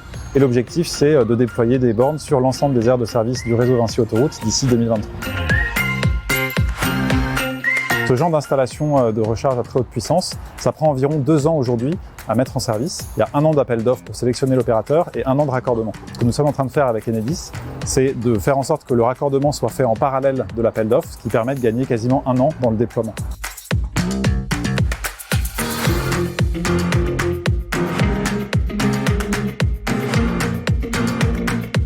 L'objectif du groupe Total Energy est d'obtenir le zéro émission CO2 d'ici à 2050, avec un programme de déploiement de plus de 150 000 points de recharge en Europe, 100 000 au niveau français. Nous avons mis en place une équipe projet campagne, donc qui a initié les premiers déploiements dès 2020, avec une quarantaine de sites qui ont été déployés d'ores et déjà. Et nous allons poursuivre ce déploiement dans le cadre du plan de relance jusqu'au 31 décembre 2022.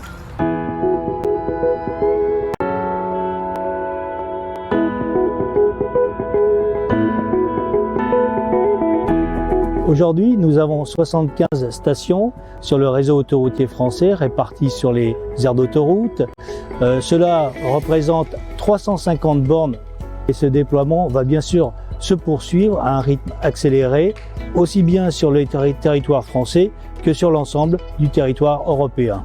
Ce réseau est là pour rassurer et pour assurer un service 24 heures sur 24, 7 jours sur 7.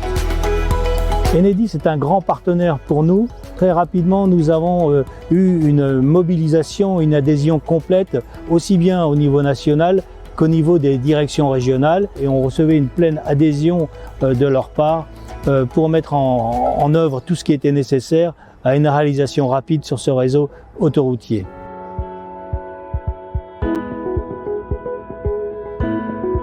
Nous travaillons à adapter le réseau électrique depuis de nombreuses années déjà pour accueillir cette nouvelle mobilité. D'ailleurs, les études que nous avons réalisées nous montrent que le réseau est capable d'absorber les recharges des clients, quel que soit le moment de la journée et même lors des chassés-croisés d'été.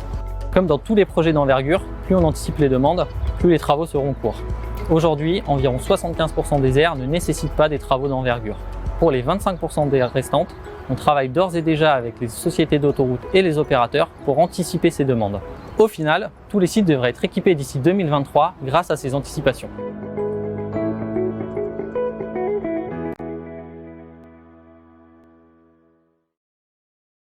Voilà, et nous allons répondre à toutes vos questions sur la mobilité sur autoroute, l'installation des bornes de recharge, les choix à faire et voir ce qui est déjà en place et répondre à cette question, pourra-t-on bientôt se rendre de Dunkerque à Toulon en véhicule électrique et sans angoisse surtout évidemment de manquer de bornes de recharge. Alors pour en discuter sur ce plateau, Louis Dupasquier nous a rejoint, vous l'avez vu dans la vidéo, en charge du déploiement des bornes électriques sur le réseau Vinci Autoroute. Merci d'être avec nous. Bonjour.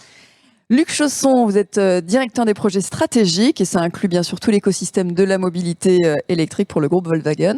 Bonjour. Donc il y a eu plein de questions sur les voitures, les charges, les batteries. Donc voilà, on attend vos réponses. Anthony Schaff, vous êtes chef de projet mobilité électrique et interlocuteur grand compte dans le déploiement des bornes de recharge sur les aires d'autoroute pour Enedis. On vous a vu aussi dans la vidéo.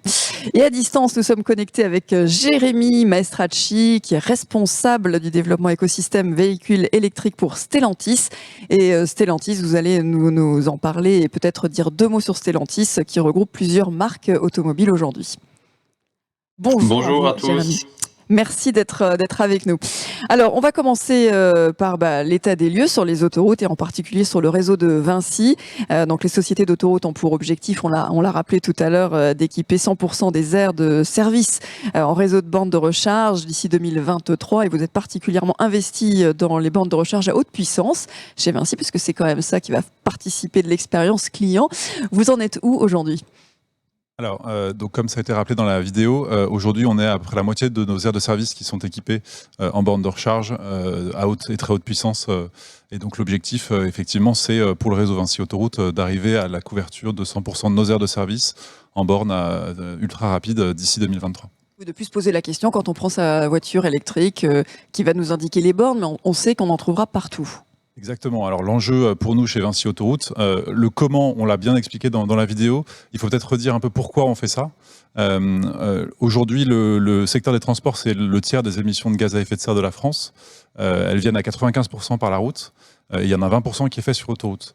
On aura beau augmenter la part du fret ferroviaire, favoriser le covoiturage, les transports en commun, ce qui sont des choses qui sont indispensables, on aura malgré tout une part très significative des transports qui continueront à être faits par la route. Et donc, il faut décarboner les véhicules qui utilisent nos routes. Et donc, ce qu'on fait chez Vinci Autoroute, c'est qu'on essaie de lever le frein que vous avez bien identifié dans les discussions précédentes, qui est la peur de la longue distance et la peur de la panne. Et donc, pour ça, en fait, il faut offrir à l'usager de véhicules électriques la même expérience qu'avec un véhicule thermique pour les trajets longue distance. Et pour faire ça, il faut implanter des bornes de recharge à très haute puissance sur les aires de service, ce qui permet de recharger à peu près 80% de l'autonomie d'un véhicule électrique nouveau, moderne aujourd'hui, c'est possible, avec des bornes à très haute puissance en une vingtaine de minutes, 20 à 30 minutes, ce qui est grosso modo le temps d'attente habituel, le temps de passage habituel sur une aire de service de nos clients, de nos usagers. Et avec une pause toutes les 2 heures, comme le recommande la sécurité routière, on peut comme ça faire des trajets longue distance avec un véhicule électrique. Et c'est ce qui fera que vraiment le parc de véhicules thermiques se transformera en électrique. C'est la condition, parce qu'aujourd'hui, c'est vrai qu'on l'utilise pour les trajets véhicules domicile, travail plutôt assez facilement, mais de là à partir en vacances, c'est un peu plus compliqué. Côté Enedis, vous allez tenir la cadence pour installer toutes ces bornes ? Oui, alors c'est ce qu'on disait dans la vidéo, hein, mais le maître mot, c'est vraiment l'anticipation sur ce projet d'envergure. On travaille depuis déjà un moment avec les sociétés d'autoroutes, hein, Vinci, mais pas que, hein, SANEF, APRR par exemple. Et donc, en travaillant avec elles, Enedis a proposé de mettre en place une viabilisation des aires de service. La viabilisation, c'est quoi, hein ? C'est concrètement, pendant que les sociétés d'autoroutes font des appels d'offres, en fait, Enedis a reçu des demandes de raccordement de la part des sociétés d'autoroutes pour déjà anticiper les études et pouvoir, sur certaines aires, on a déjà commencé à faire des travaux, hein, et tout ça pour amener la puissance en fait, hein, sur l'aire de service. Ce qui fait qu'aujourd'hui, quasiment toutes les aires, on a réalisé les études sur ces aires d'autoroute, on a commencé des travaux, et quand l'opérateur arrivera, que l'opérateur choisi par les sociétés d'autoroute arrivera, en fait, son raccordement sera simplifié parce que la puissance sera déjà là et donc il installera ses bornes de recharge sur son poste et ce sera beaucoup plus simple et c'est ça qui nous permettra justement de tenir les délais grâce à cette anticipation. Et on va voir justement sur l'évolution de ces délais. Alors je rebondis sur Alain qui nous dit quid des solutions abordables, train plus auto. Oui c'est ça, l'autoroute ça remplace pas bien sûr, vous l'avez rappelé, toutes les autres solutions, covoiturage, la multimodalité qui se développe aussi dans les gares, c'est aussi un élément important et c'est pas l'un à la place de l'autre. Donc c'était juste pour préciser, on pourra peut-être en reparler avec Damien Adam tout à l'heure. Luc Chausson, alors est-ce que ces prévisions d'installation d'infrastructures sur les autoroutes, c'est à la hauteur de vos ambitions pour le développement de la mobilité électrique ? Est-ce que c'est vraiment un frein qui va être levé selon vous ? Aujourd'hui, la recharge est un frein, de toute façon, des 3 freins principaux qui sont avancés par les clients, au-delà du prix de la voiture et de son autonomie, c'est la capacité à se recharger. Bon. Je crois qu'il faut effectivement un petit peu relativiser, à savoir que quand on est client lambda, le nombre de kilomètres qu'on fait tous les jours est relativement facile pour trouver des solutions de recharge, que ce soit à domicile, dans son entreprise ou sur les bornes publiques. Les autoroutes aujourd'hui s'adressent à 2 typologies de clients principalement, des clients, on va dire, entreprises qui ont l'habitude de beaucoup rouler. Donc pour cela, il faut effectivement qu'on leur apporte une réponse. Et puis il y a les fameuses transhumances, c'est-à-dire les grands départs en vacances. Et là aussi, il faut apporter une réponse. Ça tombe bien cette émission finalement, puisque hier on était en conférence de presse avec une partie des journalistes français et le directeur général de Unity, donc du réseau européen, qui est venu en France pour nous présenter la phase 2 du lancement de Unity. Donc ça rejoint ce que vous disiez tout à l'heure, on voit bien qu'il y a une très forte accélération. Le réseau Unity a annoncé plus qu'un doublement du nombre de stations de recharge d'ici 2025. Donc Olivier Paturet Unity en a parlé, je crois, dans les vidéos. Donc on va passer à peu près de 80 à 160, entre 160 et 200, d'après ce qui était annoncé hier. Faut savoir qu'aujourd'hui, si on donne quelques chiffres, c'est à peu près une station de recharge tous les 150 km. On parle bien que de superchargeurs. Demain, l'expérience client, pour qu'on puisse les rassurer vraiment, c'est qu'on descende autour de 80 à 100 km. Et si vous mettez ça en relation avec l'autonomie moyenne d'un véhicule électrique, qui est aux alentours de 400 km sur une autoroute, ça veut dire qu'on peut vraiment rassurer le client sur le fait qu'il pourra se recharger à peu près partout. Donc ça, c'est de nature à rassurer et justement à participer à l'expérience client. Alors justement, peut-être Jérémy Maestracci qui est en ligne avec nous. Est-ce que vous êtes en phase avec ce constat, notamment en termes d'expérience client qui va finalement être le déclencheur pour la mobilité électrique de demain ? Oui, tout à fait. Effectivement, pour faire des trajets de longue distance, il faut des bornes, ça on l'a vu, c'est en bonne voie, donc ça c'est une bonne nouvelle. Il faut également des véhicules électriques performants, et là, côté Stellantis, on prépare ce qu'il faut avec des autonomies prévues dans les années à venir jusqu'à 800 km, une vitesse de charge jusqu'à 32 km par minute, donc ça c'est très proche. Mais une fois qu'on a les voitures, une fois qu'on a les bornes, il reste néanmoins des défis à relever pour que l'expérience client soit vraiment au bon niveau. Le premier défi, c'est la qualité de fonctionnement des bornes pour assurer une disponibilité qui soit 24 heures sur 24, 7 jours sur 7, comme finalement une pompe à essence aujourd'hui. Le deuxième défi, c'est la facilité d'accès, la facilité de paiement, la capacité à savoir combien on va payer. Là encore, il y a un parallèle avec le niveau d'expérience client qu'on connaît sur une pompe pour distribuer du carburant. Le troisième défi, c'est la compétitivité du prix. Avec un écart, on peut comprendre que l'électricité soit un peu plus chère qu'à la maison, mais il faut que l'écart reste relativement modéré. Le quatrième défi, ça va être la gestion des pics de charge lors des moments de forte affluence. Et là encore, il y a des solutions à mettre en place avec la capacité à réserver ou le fait de développer de la recharge mobile d'appoint. Et puis le dernier défi, il est tout simple, mais il est encore aujourd'hui assez peu répandu. C'est tout simplement un toit pour se protéger de la pluie quand la météo va être capricieuse. Et donc aujourd'hui, on peut tout à fait faire Dunkerque-Toulon en véhicule électrique, mais il faut reconnaître que c'est plutôt l'apanage d'utilisateurs pionniers, d'utilisateurs avertis. Il faut qu'on relève les 5 défis que je viens de mentionner pour qu'on en fasse une expérience qui soit facilement envisageable pour tout un chacun. Merci pour ces commentaires sur l'expérience client. Quelles sont les évolutions à venir, alors, selon vous, pour justement gagner en temps de recharge ? On a parlé de 20 minutes. Est-ce qu'on va gagner encore un peu plus dans les années à venir ? En tout cas, l'expérience client, si on veut le rapprocher d'un véhicule thermique aujourd'hui, quand vous sortez d'une autoroute et que vous rechargez en gazole, en essence, à peu près 6 à 7 minutes. Donc aujourd'hui, effectivement, on sait tous qu'on est aux alentours de 20 à 30 minutes. Donc il faut se rapprocher de ça. Mais en même temps, il ne faut pas que ça soit une fin absolue. Je crois que l'expérience client, on vient de le citer, c'est aussi le confort. Donc les sociétés autoroutières font énormément de progrès pour cela. Et effectivement, ce qu'on a pu constater, c'est que quand on se recharge sur une autoroute, mais s'il pleut, on est sous la pluie. Alors que si on se recharge en gasoil ou en essence, on a au minimum un toit. Je crois que tout le monde est en train de travailler sur ces sujets. Et d'ailleurs, le réseau Unity a présenté hier donc un projet qui s'appelle Oasis, qui est en fait de créer une station de recharge très haute puissance, mais dans laquelle il y aurait tous les services d'une société autoroutière, donc services de restauration, de repos.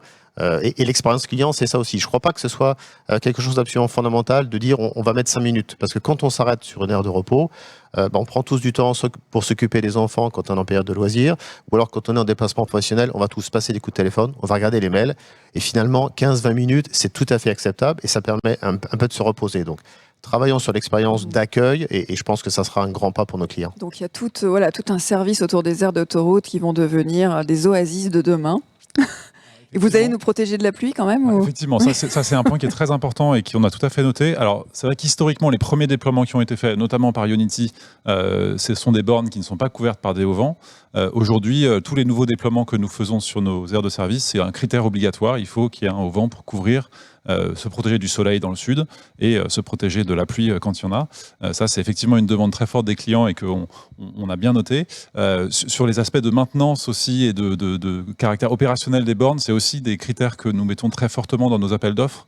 Il y a des taux de disponibilité de 95% des bornes qui sont demandées aux opérateurs, des délais d'intervention quand il y a des problèmes, un service client pour y répondre. Donc c'est effectivement, c'est beaucoup plus que juste les bornes, c'est vraiment tout un service qu'il faut repenser. Jérémy a pointé quelque chose qui est très important aussi, qui est la gestion de la pointe. Ce qui est très particulier, c'est que sur une autoroute, en général, il n'y a personne, sauf pendant 20 jours dans l'année, où là, il y a un monde incroyable. Et donc du coup, l'enjeu qui est aussi sous-jacent à ça, il y a effectivement un enjeu de gestion de ces pointes, mais là il y a un vrai enjeu d'infrastructure. Enedis a publié l'été dernier un rapport très intéressant justement sur le dimensionnement de long terme. Les déploiements que nous faisons aujourd'hui, 8 à 10 bornes en moyenne sur les aires de service, ce sera en moyenne ça. Ils sont nécessaires et indispensables, mais ils vont très vite devenir caducs. Et Enedis a montré dans ce rapport qu'il faudrait, dans une dizaine d'années, qu'il y ait entre 20 et 40 points de charge par aire de service. Et sur les très grosses aires, il peut y avoir 100 ou 200 bornes à installer. Donc en fait, on est dans une logique où on va reconfigurer intégralement toutes les aires de service dans les 10 ans qui viennent. Et ça, c'est un enjeu, d'ailleurs, qui est plutôt du côté des pouvoirs publics, parce qu'il faut qu'on organise ces grands travaux qui vont devoir être faits sur les aires de service dans les années à venir. Anthony, juste 200 bornes le 15 août, ça va tenir ? C'est une question que beaucoup de personnes se posent finalement. Alors, Pierre avait déjà répondu un petit peu dans la première partie à cette question, mais si on prend les aires d'autoroute, effectivement, on a publié une étude cet été, conjointement avec RTE, sur les besoins en électricité, la mobilité longue distance sur les aires d'autoroute. Ce qu'on a pu constater, c'est qu'effectivement, il va falloir que le réseau s'adapte. Voilà, et des travaux devront être réalisés pour que le réseau s'adapte à ces nouvelles demandes. Pour donner un chiffre un petit peu concret, financier, en fait, on a estimé entre 20 et 40 millions d'euros par an en investissement jusqu'à 2035 pour adapter le réseau sur ces aires d'autoroute. Et petite comparaison, Enedis, en 2019, c'est 4 milliards d'euros d'investissement. Donc ça, c'est la partie d'Enedis pour renforcer le réseau. Oui, tout à fait. Et pour faire en sorte, du coup, que ce réseau tienne et qu'on ne fasse pas le coup de la panne, si je peux dire ça comme ça, le 15 août, quand il y aura plein de monde. Oui, ça pourrait diminuer la bonne expérience du client, effectivement, le 15 août. Il y a pas mal de questions sur... Alors, il y a la gestion, il y a Julien qui demande, cette gestion des pointes sur les aires d'autoroute pourrait-elle se faire via un signal prix du kilowattheure ? Ah ouais, c'est... C'est une très bonne question. Alors, c'est assez intéressant ce que Jérémy a dit. Un des enjeux, c'est que le tarif ne soit pas trop élevé. Alors, effectivement, on peut se dire, si on augmente les prix, ça va permettre aux gens d'optimiser, de se dire, d'avoir plus de recharge en partant, etc. Enfin, on va faire un petit parallèle. Imaginons qu'on fasse la même chose sur l'essence et que le 15 août, on augmente les prix de l'essence sur les aires de service des autoroutes. Je pense que ce serait socialement totalement inacceptable. Donc je pense que ce n'est pas le bon mode de régulation. Je pense qu'il faut plutôt réfléchir à un modèle économique un peu global sur ces aires de service qui garantit un tarif suffisamment bas pour que tout le monde passe à l'électrique. Au moins pour les 10 prochaines années, il y a des besoins d'investissement qui sont quand même assez massifs. Anthony a mentionné les investissements dans le réseau, mais les investissements sur les bornes, c'est quand même des investissements très lourds et qu'il faudra rentabiliser. Et quand on a des bornes qui sont en moyenne très peu occupées, mais qui sont très occupées l'été, c'est difficile. Donc je pense qu'il ne faut pas que le signal prix soit la variable d'ajustement. Je pense que le prix doit plutôt être vu comme un juste niveau, pas trop élevé, pour justement permettre aux gens de franchir le pas de la mobilité électrique et de ne pas avoir peur de payer trop cher sur la longue distance. Alors Raphaël, Jonathan, Audrey nous demande, est-ce que vous allez en profiter pour mettre des panneaux photovoltaïques sur les ombrières ? Justement, vous allez couvrir, protéger de la pluie, donc tant qu'à faire... Alors, effectivement, on va dire chez Vinci Autoroute, on porte un projet qui s'appelle l'autoroute bas carbone, qui est un projet un peu plus large que juste la mobilité électrique, mais la mobilité électrique en fait partie. Effectivement, à partir du moment où on va installer des hauts-vents à terme sur quasiment toutes les places ou la moitié des places de parking des aires de service, c'est très intéressant de pouvoir installer des panneaux photovoltaïques sur ces aires de service. Ça permet de développer les énergies renouvelables sans artificialiser des sols, donc c'est très positif. Autre question rapidement aussi. Alors vous avez évoqué, Anthony, les investissements côté Enedis. Fabrice, Gilles se pose la question du coût des extensions de l'installation de ces bornes de recharge sur autoroute. Qui est-ce qui paye ? Comment ça se passe ? Alors aujourd'hui, il y a différents. Le principal payeur, c'est l'opérateur de la borne, c'est-à-dire que nous faisons une procédure de mise en concurrence. On y est obligé par la réglementation et la loi pour sélectionner un opérateur. Donc l'ensemble des opérateurs de bornes, Ionity, Total, Tesla, Fastned, Allego, voilà, l'ensemble des opérateurs de la mobilité répondent à ces appels d'offres et ce sont eux qui supportent les investissements. Ils peuvent être aidés par l'État. Aujourd'hui, il y a un dispositif de subvention qui existe, qui a permis justement d'accélérer sur ce premier déploiement. Mais il y a un enjeu qui est, quand on va devoir installer 20 ou 30 bornes ou 100 bornes sur une aire et raccorder avec des puissances importantes, comment est-ce qu'on va financer ces investissements ? C'est une vraie question qui est aujourd'hui sur la table. Justement, Jérémy Maestracci, comment répondre à cette question de l'installation du réseau d'infrastructures de recharge ? Comment Stellantis, vous contribuez à cette, justement, l'installation de ces bornes ? Nous, on a créé une entité qui s'appelle Free2Move Solutions, qui est une entité qui propose des solutions de recharge, donc qui propose du matériel, des bornes de recharge, qui propose également des solutions de pilotage de ces bornes, et puis des offres à particuliers et entreprises. Mais en complément, Free2Move Solutions porte un projet qu'on a appelé Atlante, qui vise à déployer 1500 stations de recharge rapides, avec une puissance 100 à 175 kW, en France, en Italie, en Espagne, Portugal. Et dans ce projet, on est sur un modèle de partenariat. On est en recherche de partenaires fonciers qui possèdent des parkings parce que ils en ont besoin pour les fonctions commerciales qu'ils assurent. Et donc nous, on propose de porter l'investissement, de porter les coûts de fonctionnement et d'installer les solutions de recharge rapide sur leur parking. Donc je précise bien que c'est un réseau complètement qui vise à être complètement accessible à tout véhicule électrique en 24 heures sur 24, 7 jours sur 7. Donc c'est une contribution concrète à cette accélération nécessaire. Merci beaucoup. On arrive encore une fois. Luc Chausson, vous n'hésitez pas si vous avez envie d'apporter un complément. On arrive à la fin, donc c'est le moment. Voilà, je vais bien vous apporter quelque chose. J'ai relevé votre défi. Le défi, c'était Dunkerque-Toulon, oui. c'est ça? Vous l'avez fait? Je l'ai fait. Enfin, je l'ai fait sur la carte en tout cas. Hein. Donc, quand on prend une carte de France et qu'on regarde tous les réseaux, il y a à peu près une vingtaine de stations de superchargeurs entre Dunkerque et Toulon. Donc ça veut dire qu'il y a une station à peu près tous les 60 km, un petit peu moins. Et la seule grande distance, c'est si on prend la 26, entre Reims et Saint-Dizier, où là on a un peu plus de 200 km. Donc oui, c'est déjà largement faisable de faire Dunkerque-Toulon en voiture électrique. Alors, démonstration peut-être, Louis Dupasquier. Merci. Oui, effectivement. Il y a un point qui est très important dans l'expérience client, c'est où sont les bornes, comment je m'arrête. Il y a Tesla qui a été mentionné. L'expérience utilisateur de Tesla, c'est le NEC Plus Ultra. On met juste sa destination, je crois que c'est Damien Adam qui en a parlé, et le calculateur vous dit automatiquement sur quelle borne vous arrêtez, combien de temps, etc. Donc ça, c'est ce vers quoi on doit tendre pour l'ensemble des usagers de véhicules électriques. Et chez Vinci Autoroute, on a une application qui s'appelle Ulysse, qui est une application qui est orientée autour plutôt du télépéage et des aires de service et des services offerts sur les aires de service. Et l'application Ulysse a une fonctionnalité mobilité électrique qui permet, par exemple, c'est ce qu'on va voir dans la petite vidéo, de regarder s'il est possible de faire certains trajets.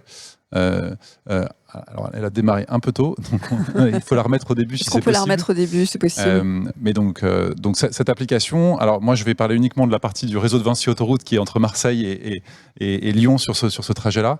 Donc cette application, elle permet de rentrer un itinéraire.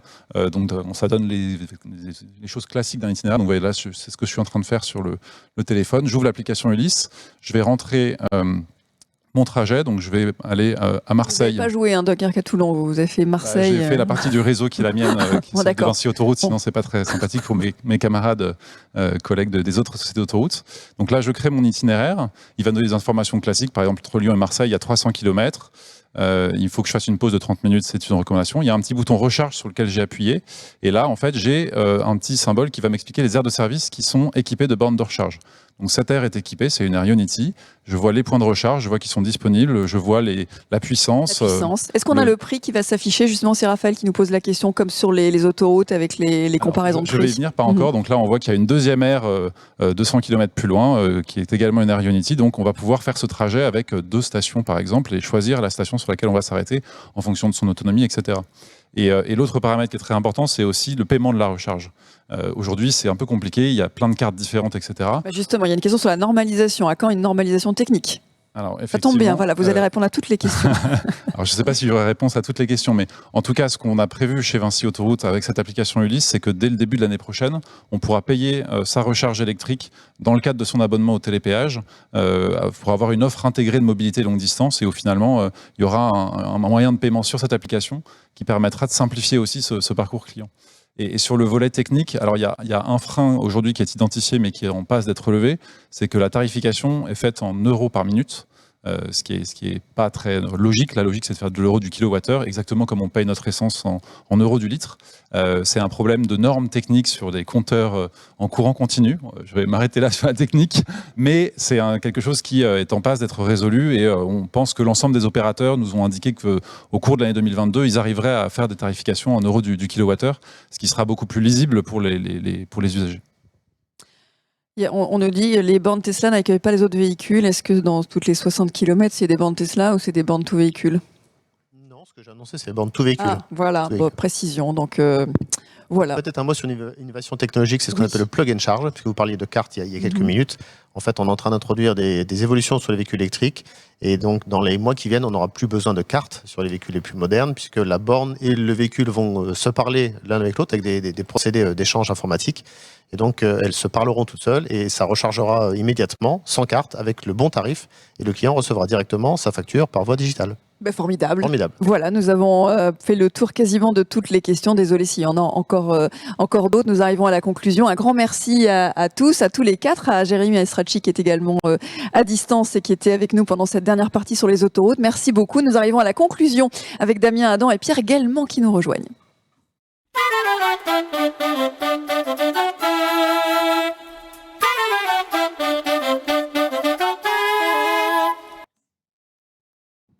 Voilà pour la conclusion avec Damien Adam, Pierre Guelmant qui ont été extrêmement attentifs pendant toute cette émission et en particulier sur les aires d'autoroute où vous n'étiez plus avec nous. Alors peut-être pour conclure sur tout ce qu'on s'est dit, qu'est-ce que tout ça vous inspire? Déjà j'ai regardé tout bêtement sur Google Maps combien de temps il fallait faire Dunkerque-Toulon. Il faut 10h45. Alors justement, ça répond à une question. Et j'ai regardé ce qu'on pouvait faire, parce que la personne qui venait de Vinci a utilisé son outil Ulysse, mais il existe aussi des acteurs tiers qui font du trajet d'un point A à un point B avec les points de charge. Et donc il y a notamment ChargeMap, qui est aussi un des réseaux pour payer les bornes de recharge, qui maintenant a ouvert aussi dans son application mobile la possibilité de pouvoir regarder d'un point A à un point B choisir son les application. points de charge. Et donc j'ai regardé ça. Alors j'ai pas triché, mais j'ai pris un exemple plutôt positif, parce que j'ai pris un véhicule qui a 600 km d'autonomie électrique. Donc c'est la Tesla Model 3 grande autonomie qui coûte quelque chose comme 54 000 € en France. Donc c'est pas aujourd'hui ce qui est le cas pour tous les véhicules, mais ce qu'on peut imaginer en 2025 sera le commun des véhicules électriques vendus, et de 10h45 pour un véhicule thermique. Et là, j'intègre pas les 6 à 7 minutes pour faire le plein, et on imagine qu'on le fait au moins 2 fois dans le trajet. Pour un véhicule électrique Tesla Model 3 grande autonomie, ça fait 11h15 minutes. Ça fait une augmentation de 30 minutes, mais voilà, modulo, donc on va dire... Comme nous dit l'un des intervenants, de regarder ses SMS et ses mails. Exactement. Et puis, quelque part, quand vous faites un voyage qui fait 11 heures, vous faites de toute façon une pause au moins pour déjeuner. Et puis on imagine qu'il y a peut-être 2 pauses techniques entre-temps aussi. Donc voilà, aujourd'hui, on n'est pas complètement compétitif, mais ça augmente. Et effectivement, on a des opérateurs, que ce soit Total Energy, que ce soit Ionity, que ce soit Tesla, qui va ouvrir ses superchargeurs à tous les véhicules aussi, c'est en train d'arriver, qui vont permettre de renforcer le maillage des bornes de recharge, notamment sur les voies rapides, les autoroutes, mais également les routes nationales qui sont en 2 fois 2 voies ou en voie unique. Sachant que je voulais aussi me permettre de rebondir sur un sujet, sur le sujet du pic sur les autoroutes, parce qu'effectivement, on sait bien que le jour de grand départ en vacances, etc., c'est des sujets qui sont importants.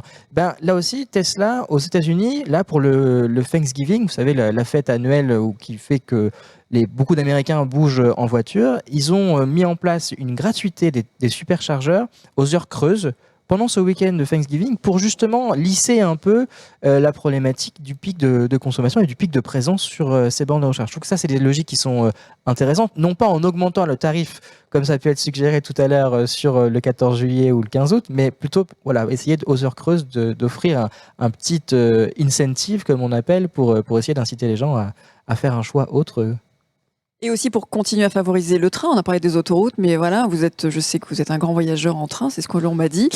Donc favoriser aussi à l'arrivée, peut-être dans les gares, si on a l'intermodalité avec un véhicule électrique, ça c'est aussi important, bien sûr. Alors ça, c'est effectivement des choses qu'on essaye de remettre à l'ordre du jour, c'est de faire en sorte que les gens, plutôt que de faire 6-8 heures de train, ou en tout cas des grands trajets en voiture, qu'ils le fassent en train, et que sur place, ils prennent un véhicule potentiellement plus petit, qui correspond à des usages uniquement pour les vacances. Ça, c'est compliqué, parce que quand on regarde la tarification du train, c'est pas toujours très compétitif. Quand on est seul, ça va, mais quand on est 2, 3, 4, avec les bagages, les poussettes, etc., ça devient très compliqué de partir en train. Mais c'est des logiques dans lesquelles on doit essayer de s'inscrire, parce qu'effectivement, il faut que on réduise au global l'usage de la voiture, même s'il y a certains usages qu'on ne pourra pas empêcher. Donc c'est pour ça qu'il faut à la fois réduire l'usage de la voiture et en même temps transformer l'usage de la voiture. Et un véhicule électrique, on ne l'a pas dit, mais c'est important de le rappeler, un véhicule électrique en France, compte tenu du mix énergétique français, ça émet au global de la construction du véhicule jusqu'à son recyclage après son utilisation, 67% de moins de CO2. Donc il n'y a aucun doute qu'un véhicule électrique, c'est beaucoup plus vertueux qu'un véhicule thermique en France. C'est important de le rappeler, effectivement. Merci en tout cas d'avoir été avec nous. Alors pour conclure cette belle émission, Pierre Guelmant. D'abord vous dire que si on regarde le nombre de connexions pendant 1h30 sur ce sujet, Ça montre, s'il en était besoin, à quel point ce sujet intéresse, et j'espère que les questions et les réponses qui ont été apportées vont éclairer ceux qui nous ont écoutés. J'ai noté quelques mots: dynamique, explosion des ventes, cadre réglementaire pour aujourd'hui et pour demain, levée de certains freins, diversification de l'offre, prévision revue à la hausse, réseau préparé, réseau prêt, et puis des points de vigilance, évidemment, et puis des freins qui restent à lever. Et donc, ça ne sera pas le mot de la fin, parce que quand on parle de mobilité électrique, le mot fin n'existe pas. Et donc, il n'y aura pas de mot de la fin, parce que nous sommes dans cette dynamique, elle va se prolonger, et j'espère que nous avons essayé de montrer que le réseau de distribution, là où il est, et parlant à tous et avec tous, sera à la hauteur de cet immense défi que représente le développement de la mobilité électrique sur le territoire. Merci en tout cas. Merci Pierre également, merci Damien Daron d'avoir été avec nous pendant toute cette émission. Merci à tous les intervenants, merci à vous qui êtes connectés très nombreux et qui continuez d'enrichir le chat de vos questions, de vos réactions et de vos témoignages. Un grand merci à tous pour votre attention et donc rendez-vous pour une prochaine Web TV Enedis.